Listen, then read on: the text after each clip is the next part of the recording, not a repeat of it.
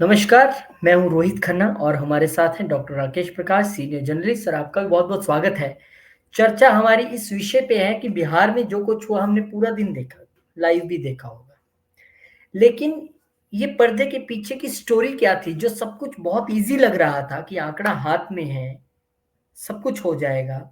फिर कैसे एक दिन पहले पूरी गेम फँस गई जेडीयू की, और कैसे रात भर में स्पेशल ऑपरेशन के जरिए नीतीश कुमार एंड टीम ने पूरी बाजी पलट दी।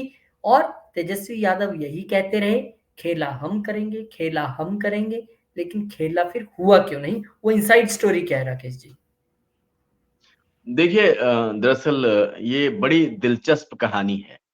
इस कहानी के कई मोड़ है, कई उतार-चढ़ाव है और इस कहानी में कहते हैं ना कि दिन में भी जो है सुगबुगाहट होती रही, रात में भी मुलाकातें होती रहीं, बैठकों का दौर चलता रहा, बीच में गुमशुदगी की रिपोर्ट भी आई, उसके बाद पुलिस भी आई, फिर पुलिस तेजस्वी यादव के घर तक पहुँच गई। वहाँ तेजस्वी यादव के घर पे जो है, वो पुलिस ने जाकर के पूछताछ की। पता चला कि आरजेडी के एक विधायक जो हैं, चेतन आनंद जो हैं, वो तेजस्वी यादव के यहाँ बैठे हुए हैं, उनके साथ बैठे हुए हैं और गुत्थम-गुत्थी का मतलब है कि जो बातचीत था वो आखिरी दौर में चल रहा था। तेजस्वी यादव अपनी बात रख रहे थे और वो अपनी बात रख रहे थे और इसी बीच जो है, उनके जो छोटे भाई हैं चेतन आनंद के, वो अंशुमन आनंद, उन्होंने पुलिस में गुमशुदगी की रिपोर्ट लिखवाई थी। बहुत एक के बाद एक कई पेच उलझते जा रहे थे और समय कम पड़ता जा रहा था, उलझनें बढ़ती जा रही थी, मुश्किलें बढ़ती जा रही थी और कोई हल दिख नहीं रहा था। ऐसे में मुसीबत के वक़्त नीतीश कुमार के सबसे कहते हैं ना कि नीतीश कुमार के लिए संकट मोचन बन कर के आए ललन। तो ये जो ललन सिंह है, ललन सिंह ने कहते हैं कि अपनी नज़दीकियों का, अपनी अपने करीबी रिश्तों का हवाला देते हुए खुद न सिर्फ जेडीयू के जो विधायक हैं, जो पाला बदलने की तैयारी में थे, न सिर्फ उनको काबू में किया, न सिर्फ उनको नियंत्रण में लिया, बल्कि अपनी कहते हैं कि हुनर का, अपने कौशल का, अपने रिश्तों का, अपने कहते हैं ना कि पुरानी जान-पहचान का फ़ायदा उठाते हुए ललन सिंह ने जो है वो आरजेडी के खेमे में सेंध लगाने में बड़ी अहम भूमिका निभाई। रात भर बैठकों का दौर चला। और उस बैठकों के दौर में स्वयं मुख्यमंत्री नीतीश कुमार भी ललन सिंह के साथ लगे हुए थे और कुछ बैठकें आमने-सामने हो रही थी, कुछ बैठकें फ़ोन लाइन पे हो रही थी, कुछ बैठकें जो है सो किसी और के ज़रिए, किसी और के ज़रिए, किसी और के घर पे। और इसमें भी बड़ा इंटरेस्टिंग ये रहा कि जो हम है, हिंदुस्तानी अवाम मोर्चा, जिसके अपने जीतनराम मांझी जी हैं, वो भी आखिर तक जो है वो गेम को उलझा करके उन्होंने भी रखा हुआ था। और उनको मनाने के लिए, उनको काबू में करने के लिए बीजेपी को जो है वो नित्यानंद राय को भेजना पड़ा और सदन के पटल पर चर्चा शुरू होने से आधा घंटा पहले तक नित्यानंद राय जो है वो जीतन राम मांझी के घर पे बैठे हुए थे। ये भरोसा, ये यकीन आखिर तक नहीं था कि आखिर जीतन राम मांझी क्या करेंगे? क्योंकि जो गणित है, उस गणित में ये 4 विधायक बड़े अहम साबित होने वाले थे, क्योंकि भारतीय जनता पार्टी के पास जो है, वो कुल 122 की जगह पे 127 या 28 सीटों का जो है वो आंकड़ा था और विपक्ष यानी कि जो तेजस्वी यादव है, उनके पास जो है करीब 7 या 8 विधायकों की संख्या कम पड़ रही थी। तो बड़ा कांटे का मुकाबला था, बड़ा करीबी मुकाबला था और ऐसे में ज़रा-सा किसी ने अगर पाला बदला तो फिर हालात जो है वो ठीक उलट सकते थे। यानी कि जो इन्होंने पहले किया, उनकी बाजी पलट सकती थी। तो इन सब को देखते हुए पूरी कहते हैं ना कि पटना में सियासी गलियारे में गहमा-गहमी, छोटे से लेके बड़े नेता तक, हर कोई अपनी कयास, अपनी बात और बनते-बिगड़ते सियासी रिश्तों की दास्तान और उसकी जो कहते हैं ना, ये जो पूरा किस्सा है, दास्तान की पूरा किस्सा गोई जो है पूरा रात भर कहते हैं ना कि वो सब चलता रहा और एक-एक नेता जो है वो बातें सभी करते थे, कोई किसी को मना नहीं करता था। इवन तेजस्वी यादव और चेतन आनंद के बीच जो बातचीत है, उस बातचीत में भी जो है वो आखिर तक एकदम से सस्पेंस बना हुआ था कि क्या होगा, कैसे होगा, क्या वो मानेंगे, क्या वो मान गए? लंबे समय तक बैठक चली, हो सकता है आखिर समय में मान गए हों। तो ये सारी चीज़ें थी। बाद में जो समीकरण निकल कर के आया, वो ये निकल कर के आया कि अ, आरजेडी के 3 विधायकों को तोड़ने में नीतीश कुमार ने कामयाबी हासिल की। उनमें से एक विधायक का नाम नीलम देवी है, जो कि अनंत सिंह की पत्नी हैं। अनंत सिंह कहते हैं कि भूमिहार जाति के बहुत बड़े नेता हैं और उनका जो प्रभाव क्षेत्र है वो मोकामा और उसके आस-पास का इलाका है। इसी तरीके से जो है वो उम, चेतन आनंद जो है वो आनंद मोहन के बड़े बेटे हैं। उनकी माँ का नाम लवली आनंद है और लवली आनंद और आनंद मोहन ख़ास तौर से आनंद मोहन जो है वो उनकी पकड़ जो है वो राजपूत मतदाताओं के बीच है। बिहार में राजपूत मतदाताओं के बीच उनकी अच्छी पकड़ मानी जाती है और राजपूत जो है वो ख़ास तौर से जब आनंद मोहन जिस समय अपने राजनीति में शिखर पे थे, पीक पे थे, उनका बोलबाला था एक तरीके से बिहार की राजनीति में, तो उस वक़्त जो है उनके जो प्रमुख वोटर थे, वो राजपूत समुदाय के लोग थे जो कि उनको बहुत ज़्यादा सपोर्ट करते थे, इसलिए वो राजनीति में शिखर पे आए। बाद में आनंद मोहन जो है वो वैशाली और शिवहर और जो उनका अपना कहते हैं ना कि पुश्तैनी क्षेत्र सहरसा, पूर्णिया और उसके आस-पास का इलाका है, वहाँ पे उनकी काफ़ी जो है वो पकड़ मानी जाती थी। तो आनंद मोहन के बड़े बेटे को साधने में नीतीश कुमार ने पूरी ताकत लगा दी थी और कहा जाता है कि जो आपस में जो डील हुई, जो बातचीत हुई, उसमें ये बातचीत निकल के सामने आया कि आने वाले चुनाव में हो सकता है कि जेडीयू के टिकट पे आनंद मोहन की पत्नी लवली आनंद को या तो शिवहर से या फिर वैशाली से लोकसभा सीट का टिकट दिया जा सकता है। इसी तरीके से कुछ एक जो तोल-मोल और जो जोड़-तोड़ का खेल जो है, वो अ, जीतन राम मांझी के साथ भी करना पड़ा। जीतन राम मांझी इस बात पे अड़े थे कि उनको ये कहा गया था कि आपको 2 मंत्री पद दिया जाएगा, तो लिहाजा उन्होंने उस बात को पकड़ के 2 मंत्री पद लिया। उसके बाद भी कुछ और बातें हुई जो कि कहते हैं कि बंद कमरों में जो बातचीत होती है, उसको लेकर के कई तरह के कयास हैं, कई तरीके की बातें की जा रही है। लेकिन उसमें फाइनली है क्या कि अचानक से जो जितनी भी बयानबाज़ी अ, जीतन राम मांझी कर रहे थे, वो सारी बयानबाज़ी बंद हो गई और वो चुपचाप जो है नीतीश के पाले में जाकर के बैठ गए। इसी उनको तरीके से नीलम जीतन राम नीलम मांझी को मुझे लगता है अभी तक एक ही मंत्री पद मिला है, अभी दूसरा मिला नहीं है उनको। नहीं, मिलेगा, मिलेगा, दूसरा मिलेगा। अभी उनके बेटे सुमन को जो है वो मंत्री पद मिला है, दूसरा मिलने की बात तय हो गई, तभी उन्होंने जो है ना, अचानक से अपने हुँ, सुर बदले हैं और चुपचाप बैठ गए हैं।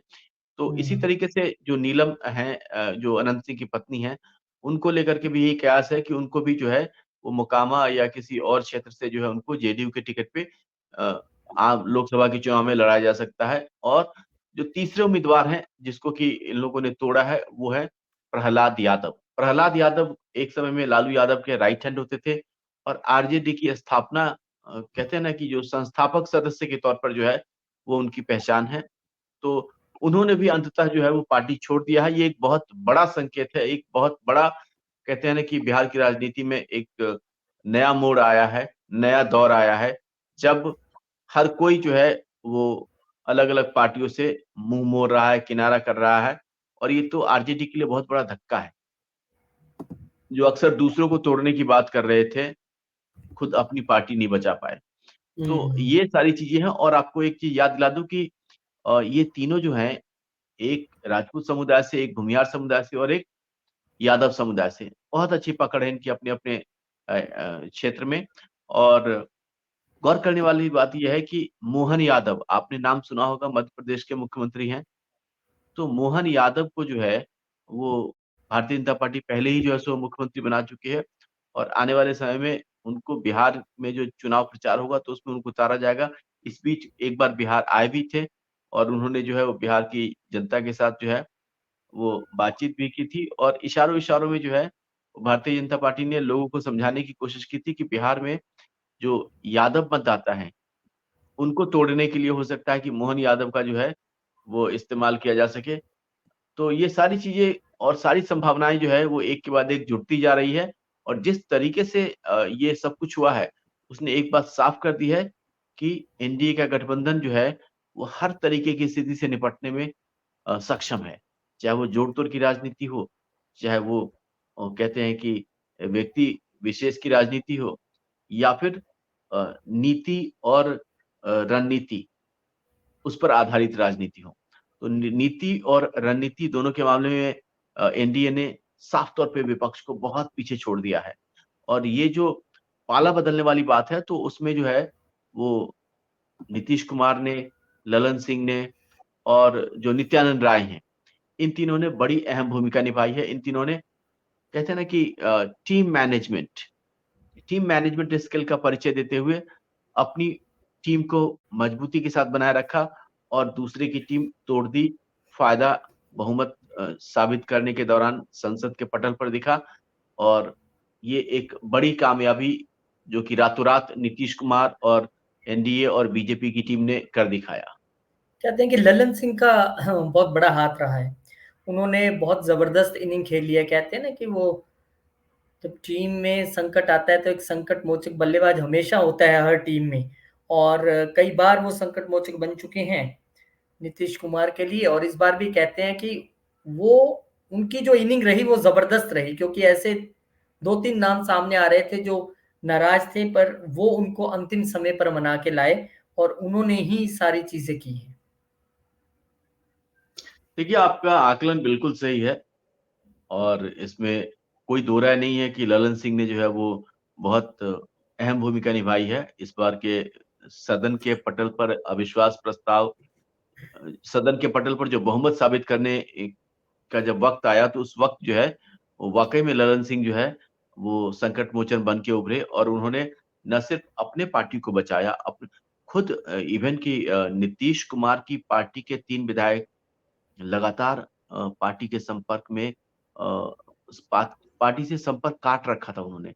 उन्होंने अपना फ़ोन स्विच ऑफ कर रखा था, कोई दूसरा फ़ोन इस्तेमाल कर रहे थे, जो इस्तेमाल कर रहे थे वो जेडीयू के पास नहीं था और वो झारखंड में जाकर के बैठ गए, यानी कि बिहार की सीमा से बाहर, ताकि बिहार पुलिस उनको लेकिन जब किसी न किसी तरीके से उनको जब उन्होंने बिहार की सीमा में एंटर की, पटना ले आया। तो ये नीतीश कुमार ने बहुत सोच समझ के ललन सिंह ने बहुत सोच समझ के सारी बिसात बिछाई थी कि हालात कुछ भी हो जाए, इधर से उधर चले जाएँ, कोई उधर से इधर, लेकिन बहुमत हम साबित करके रहेंगे। तो उन्होंने ये जो एक बहुमत साबित करने का जो फ्लोर टेस्ट का जो डिसीजन था, उसको उन्होंने चुनौती के रूप में लिया और उसको स्वीकार किया और ललन सिंह एक समय लालू यादव के भी करीबी थे। लेकिन उन्होंने जब नीतीश से तल्खी बढ़ी तो उन्होंने लालू यादव से किनारे कर लिया। लेकिन ललन सिंह उसके बाद भी सकारात्मक बने रहे। उसके बाद भी पार्टी के लिए उन्होंने कभी भी विरोधी स्वर नहीं दिखाए और अंदर ही अंदर पार्टी की भलाई के लिए काम करते रहे और अब जब मौका आया तो उन्होंने अपनी उपयोगिता दिखाई। उन्होंने बताया कि आज भी ललन सिंह कितना रेलेवेंट है, आज भी ललन सिंह कितना इम्पोर्टेंट है और मुश्किल और मुसीबत की घड़ी में जब भी आप ललन सिंह को याद करेंगे, ललन सिंह जी-जान से पार्टी की मदद करता है, इसमें कहीं कोई दो राय नहीं है।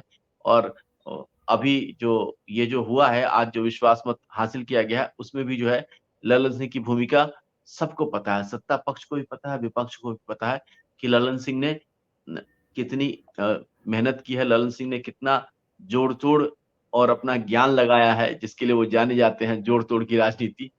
तो इसके लिए ललन सिंह को हम कहते हैं कि जितनी भी तारीफ़ की जाए कम है। बिल्कुल, और पिछले कुछ दिनों में जिस तरह से ललन सिंह पर उँगलियाँ उठी थी, उन्होंने शायद उसको भी काउंटर कर लिया है, और उसका भी उन्होंने जवाब दे दिया है कि वो नीतीश कुमार के साथ हैं, और चाहे वो इंडिया में थे या एनडीए में थे, वो उसी तरीके से उनके साथ हैं वो।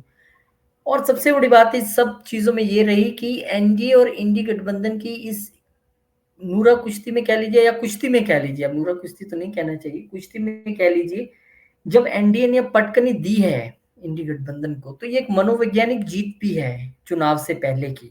क्योंकि अगर यहाँ पे कुछ 19-21 हो जाता तो वो एक बहुत गलत संदेश जाता वोटर्स में एनडीए की तरफ से, और वो शायद नहीं, बीजेपी वो नहीं कर सकती थी उसको, इस वक्त रिस्क नहीं मोल लेना चाहती थी, इसलिए बहुत जैसे इसे राजनीति का गेम कहते हैं। कल से हम खेला खेला सुन रहे थे और तेजस्वी कह रहे थे हम खेला करेंगे। उनके परिवार के कई मेंबर्स भी ट्वीट कर रहे थे, कोई कुछ कह रहा था खेला हो गया समझिए, बस हो गया समझिए।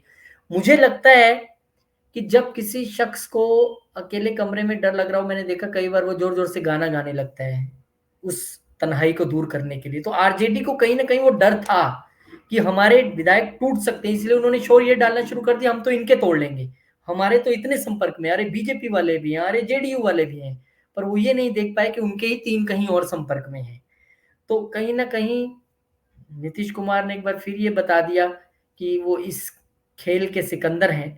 और हालांकि लालू प्रसाद यादव भी उस टीम से पूरी बल्लेबाजी कर रहे थे, लेकिन नीतीश कुमार के गूगली से बचना मुमकिन ही नहीं नामुमकिन है। ये उन्होंने बता दिया कि बिहार में वही सर्वोसर्वा है, और उन्होंने वो रात में पूरी बाजी पलट के साबित भी किया। और जो उनके विधायक तोड़ने की बात कह रहे थे उनको ये दिखाया कि देखिए आपके 3 हमारे साथ हैं। तो एक बड़ी मनोवैज्ञानिक तरीके से एक तरीके से जीत हुई है। और ये इनसाइड स्टोरी बिल्कुल। आपने हमें बताई राकेश जी, बहुत बहुत शुक्रिया, बहुत धन्यवाद आपका। और हम मिलेंगे नई चर्चा में। अब तो राजनीतिक चर्चाएं और ये सब बढ़ती जाएंगी आगे खबरें। और दर्शकों से हम निवेदन करते हैं कि चैनल को सब्सक्राइब कर लें, वीडियो को शेयर करें, लाइक करें और कमेंट करके आप भी जरूर बताइएगा कि आपको कौन क्या लगता है बिहार का बादशाह कौन है। बहुत बहुत शुक्रिया, नमस्कार, धन्यवाद।